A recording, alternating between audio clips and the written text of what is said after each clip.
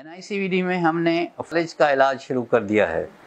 कोई भी अगर मरीज़ जिसको फालिज का दौरा हो रहा हो, वो अगर फालिज का दौरा शुरू होने के 6 घंटे के अंदर अगर NICVD में पहुंच जाएगा तो एंजियोप्लास्टी करके उसकी दिमाग की वो शरीयान खोल दी जाएगी, जिससे उसका जो फालिज का दौरा है वो रुक जाएगा।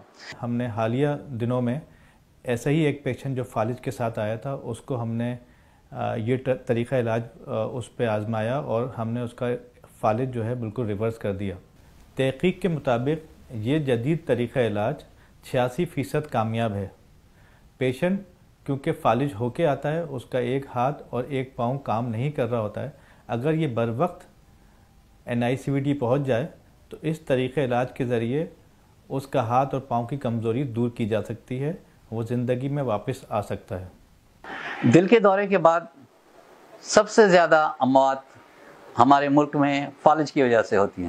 ये इलाज हम कुछ वक्त के बाद पूरे हमारे सेटेलाइट सेंटर्स में हम शुरू करेंगे। इंशाल्लाह हम यहाँ पे जब मुकम्मल तरीके से तसल्ली हो जाएगी तो फिर हम अपने लड़कों को जो सेटेलाइट सेंटर्स में काम कर रहे हैं उनको ट्रेन करेंगे ताकि ये इलाज जो है पूरे सूबे में फैल जाए। और ये यहाँ पे ज़रूर बताता चलूँ कि ये फ्री ऑफ कॉस्ट है। ये इलाज बिल्कुल मुफ्त में है और सिंध हुकूमत के ताउन से किया जा रहा है।